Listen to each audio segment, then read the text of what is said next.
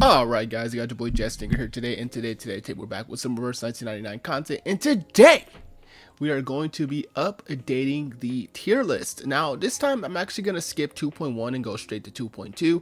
More so I'm putting the 2.1 units in the 2.2 list because I figured I figured at first, because what I was going to do initially was going to do a whole different style of how I was going to do my tier listing, which is why it hasn't come out as early as it usually comes out, and I haven't really reached a good impasse. And now that the year is basically over, there's really no point for me to just kind of dwindle and dandle on it. I'm just gonna do it the old way for now and see if I can really present it in a newer way, because of how the game has been progressing as of according to a lot of discussion I've had with CN players. So I'm just gonna do it by unit for now, but I'm gonna be doing some definite changes. Hopefully when we get into 2.3 territory, I can kind of incorporate those changes to make a more different tier list placement, and then we can kind of just go from there. But anyway, let's get right into it. So let's go over our units. So S plus tier we have Isolde, Vila, Windsong, Lucy, and Kakania. S tier we have Teferi, Junyanza. We have 6 Marcus, Necro, Yensei, and Spahothea. In A we have Jay, Mercury, Anali, Jutien, Ezra, Melania, Semmelweis, Sonato, Jessica, Kanabana 37, Bicorn, Charlie, Medicine Pocket, A Knight, Druvis III, August, and Lorelei. And then of course we have everyone else at the further bottom. So how this tier list always is gonna go. First and foremost, I want to always say this. I say this in every single video. My opinion is not perfect. I said this every single time. Is just don't cause any drama, don't cause any fighting. Please don't come at anyone's throats for respective of opinion.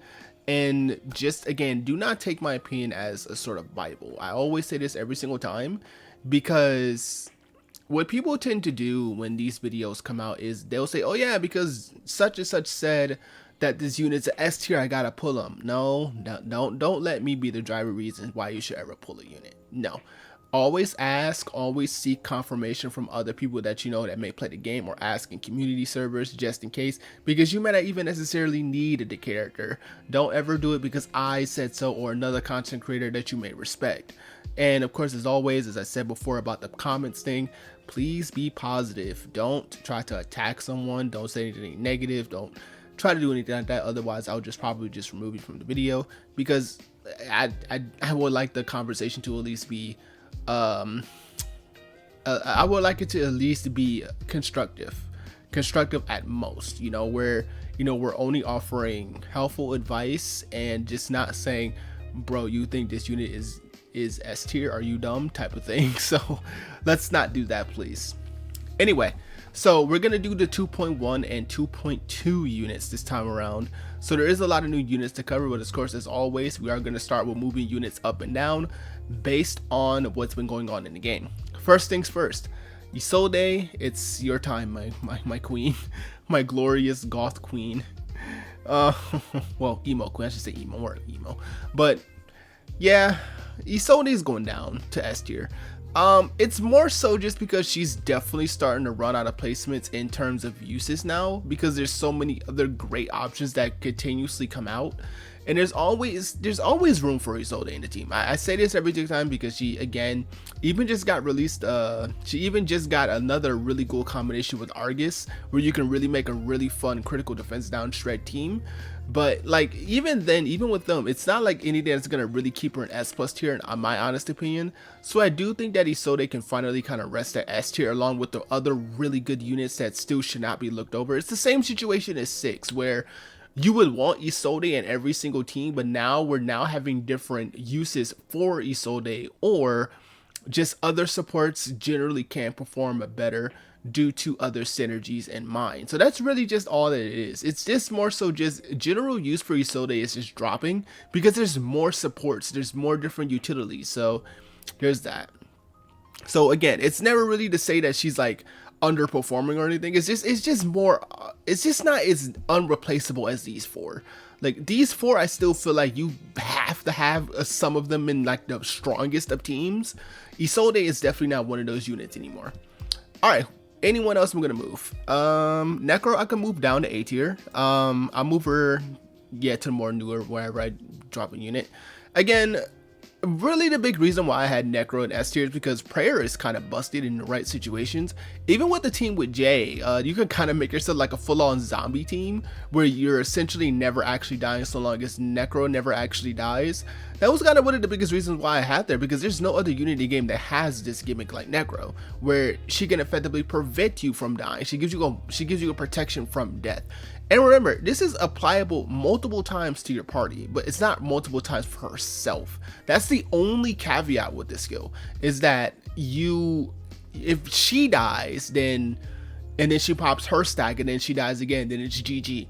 But if someone like Ana Lee dies, she can get it back, and then when she pops her ult again, you can go ahead and put it right back on Ana Lee, for example, which is, again, really, really nice.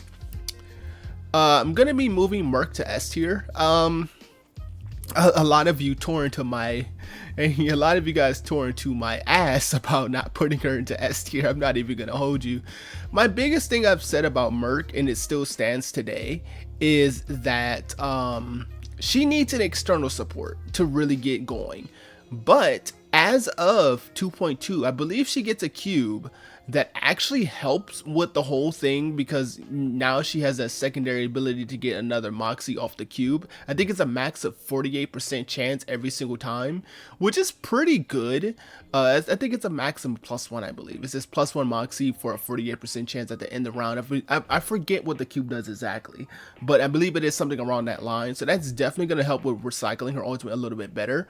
And if you have her at P1, then that's effectively easier chances to get into that effect, effectively giving her 2 Moxie, which again makes her really, really good to accelerate back into the ult, because as I explained earlier with Merc, you want to be an ult because you can get that rank up effect for synergies with other characters, or just to meet other conditions. Otherwise, just to have the extra star total, of course. It's more so easier for her, but there is other units that can make use of the full rank up effect without having the additional bonuses, like the newly released Argus, for example, who can really make good use of those higher star incantations in your AP field, because that means she gets a stronger follow-up as a result. So if you do go the P1 route with Mercurial, or you did, so to speak, because she's not pullable anymore, and then you get this new cube, then she could be pretty potent in what she wants to do. I mean, potentially a 2 Moxie per turn. I mean, 48% isn't the greatest odds, but that's still decent enough to actually try. And the fact that it's on a cube is actually pretty sick. But yeah, so that's why I'm going to be moving her up to S tier, because she, even without the whole P0, I mean, even without the whole P1 thing, she now has a way to at least accelerate Moxie in her so. And that was really just my biggest thing, is she needed an external support to really get that rank up effect going. But now she has it built into a cube. The devs fixed her, so I have no further reason to leave her at the tier she's at now. So now I'm going to be bumping her up to S tier. I almost want to put her in here, but that's a discussion for like P5. So oh man, I know I got you guys. Haha. You've been punked. I'm kidding. All right, so let me see if there's anyone else I want to move down to lower tiers. A tier, I think everyone is fine here in A tier, honestly. Let me check. Is there anyone I really want to move down? I almost said B-Corn, but nah, B-Corn's still really solid. Yeah, I think everyone's fine. So now I guess we can start looking at the new units. First unit is going to be Tuesday. We're bumping her straight to S tier. Tuesday is basically the catalyst to reviving a meta that we all long thought was super dead. And that's really, really good that she has the ability to revive poison and make it as viable as it is today. It's effectively one of the strongest teams in CN right now because of just how much you can actually deal damage with. So if you have the right units, being Tuesday, the new unit that releases in 2.3, I think her name is Willow. Sotheby is also another really good option, and you run like a sustain like Kakania, and then you're kind of just goated. You know, you build up a bunch of stacks with Tuesday, which is super easy off Tuesday because you can just throw stacks like nobody's business, and then you let Willow detonate the stacks, and then they just become big chunks of damage that you could take away from the enemy, which really accelerates a lot of damage. I mean, it's actually really cool to see just how strong poison has come. It was such a promising gimmick in 1.2. When we look back at 1.2 and we saw the ticks just individually ticking off, we're like, oh yeah, that's so cool. We're getting, 500 ticks, 4 or 5 ticks a turn, which is helpful, which at that time it actually was pretty helpful. But now we're getting these super strong ticks now because we have units that can detonate stacks. We have units that can automatically pop the stacks to resolve, like Sotheby. Like, I mean, there's just so much that's happened, and we all really have to thank Tuesday, because Tuesday is the biggest catalyst to this team. Like, I don't think the team is gonna be as great without Tuesday. She's definitely the anchor to the team, if I were to say so myself. Alright, next up is Argus. Argus, again, is going to be a unit that goes up into S tier, not C tier. I don't know why. Where'd she go? She does not want to leave C tier for some reason. Alright, so yeah, Argus goes in S tier as well. Very good debuffer, in my honest opinion. Having a high stack of 45% damage reduction, and having 45% critical damage reduction, which is just as strong as Isolde being at 50. And of course, they do combine together to make a super strong crit defense threat team, as I said earlier.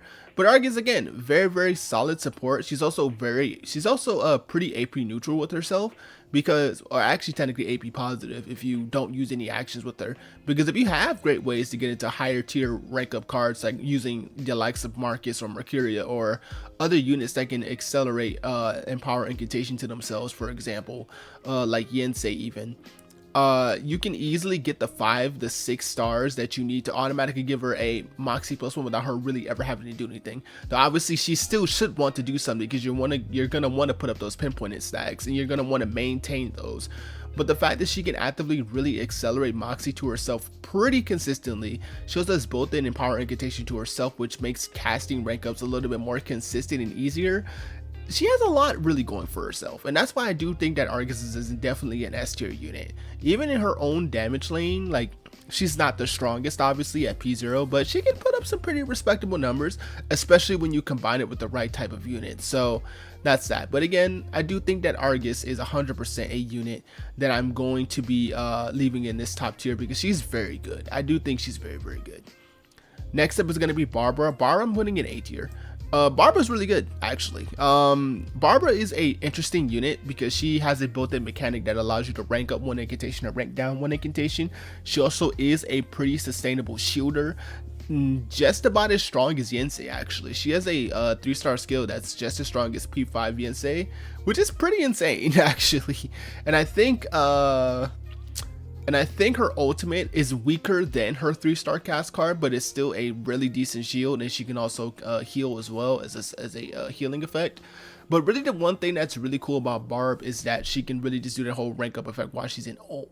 And when you have ult active, you can really set up some pretty interesting combinations, because she's effectively giving the leftmost card that's put in her special casted incantation an empower incantation. It's basically ranking up from 1 to 2, and that basically makes it so much more better, because then you get the effects of that card. For example, if I put Vila 1-star buff and I target it towards Lucy, right, and then I use the special skill off of Barbara to the middle of that set, and then I put a regular 1-star incantation on the right side of the card, and then fourth action whatever, then guess what? That 1-star buff card that I just casted becomes a 2-star. And that means I get the power burst stack now that I could put onto Lucy. You know what I mean? That's pretty cool. The fact that she can kind of do that consistently over the course of a few turns, pretty neat. And again, she's a pretty decent shielder, all things considered. She can put up some pretty high shields if you allow her to. Next up is going to be Anjo Nyla, the limited for 2.2.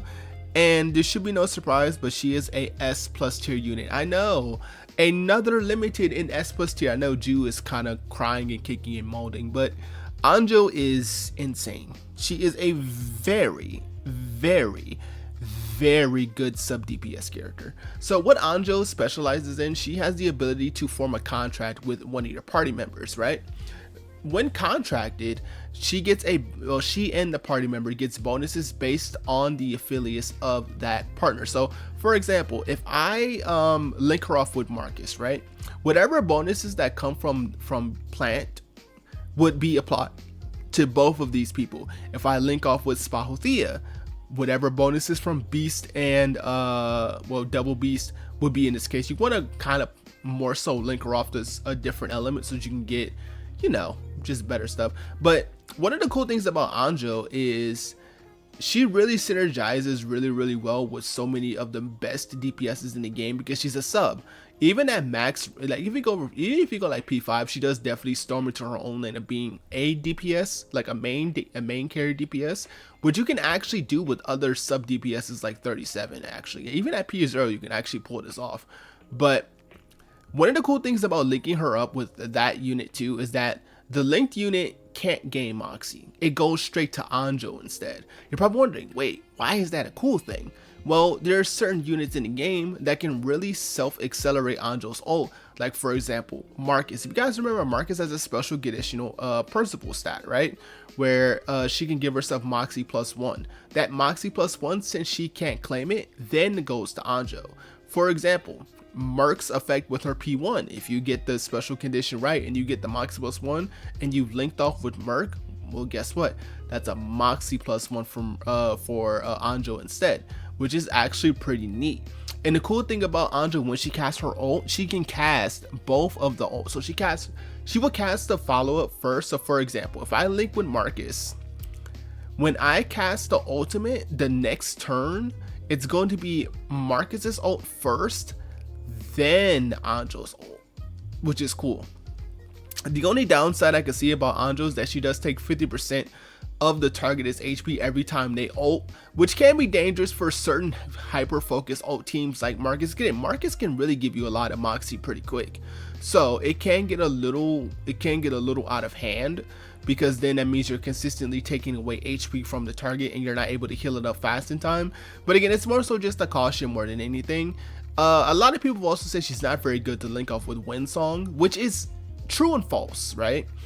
It's true because obviously Windsong has a more calculated use of her ult. You can't just pop ult like with most of the cast of the game. You're more so building up stacks with Windsong, but you can actually still use Anjo with Windsong in short burst rotations where you're only stacking up like maybe 3, maybe 4 casts of the skill, and then you just pop Anjo's ult and then you just kind of go from there. That's really just the only difference in that situation, is that you just basically have to be a little bit more mindful as to when to use the ult. That's really just it. And again, her Anjo being mental means great support for our obvious healer queen Vila herself, so that's going to be making her pretty strong as well.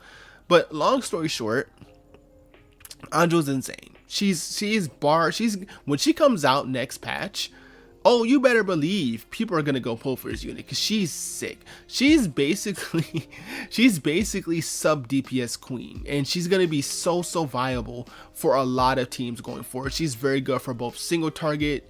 I think if you want to run her for single target scenarios like certain raids, then you link her off with more like, I think it's spirit and intelligence characters. But if you want to link her off with AoE, because if she can trigger follows off AoE, I believe it's a plant, and I think it's star and plant that she wants to link with so she can get consistent AoE triggers. And there's a lot of really good units she can again link off with. She can link up with some of the best DPSs in the game. She can link off with some of the best supports in the game if they don't need to pop their ult. There's also really good crazy combinations you can run. Like for example, Anjo and Six is a pretty interesting combination because you can use Six's ult to automatically stack a buff, which actually improves the ult modifier for Anjo. Like there's so many different reasons and validations and strat that you can run for Anjo. She is truly one of the most versatile, easy to understand sub DPSs, and I can't wait till this unit comes out in patch 2.2. Lepera, excuse me, Lepera. She's also going in S+ tier. Now this one might be a little bit more controversial because a lot of people do think that Lepera is like an S tier unit, but to me, she's kind of busted. Like, she is a unit that specializes in giving everyone overflowing crit rate, which is you know, the same thing that Lilia has, the same thing that Windsong has on her one skill. So Giving everyone that ability is actually kind of busted. However, it's not as potent as them. They are basically a 1-to-1. So 1-on-1 crit rate means 1 extra crit damage for them in a sense. Lepera breaks it down by a certain percentile. And of course, the higher you go with Portrace, the stronger the percentile gets.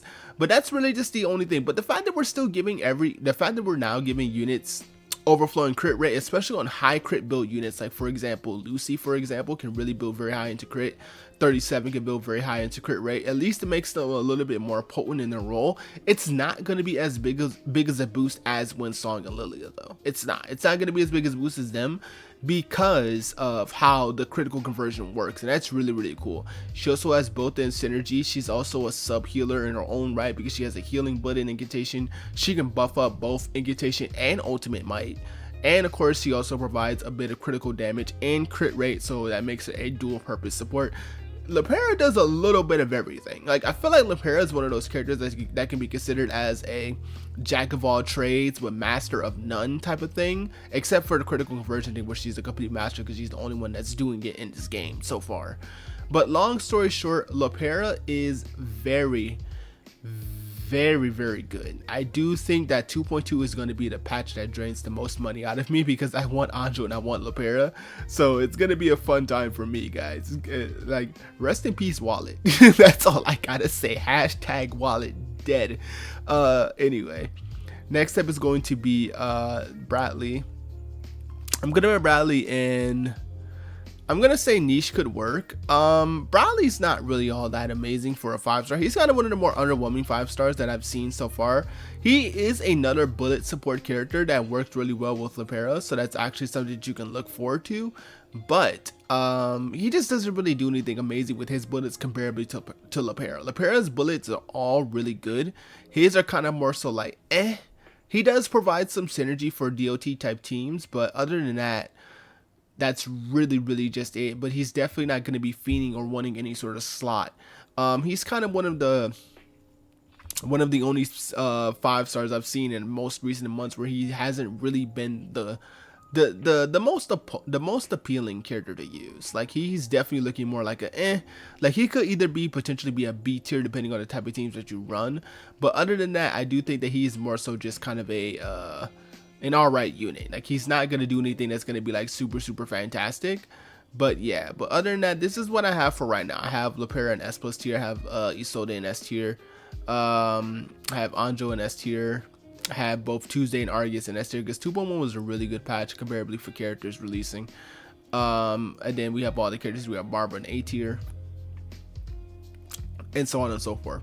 So that's going to be the tier list for you guys here today, but I do want to make a special announcement. As you guys know, 2.3, which is when we're going to be updating the tier list, this tier list will be updated with the referees in mind. So they will be I will be updating some of the new units with the referees in mind. So units like Lilia, who got buffed, or Sotheby or Babel, will have their placements changed. So if you see them down at the bottom now, they're literally all right next to each other, which is so funny. I did not plan it, I promise you.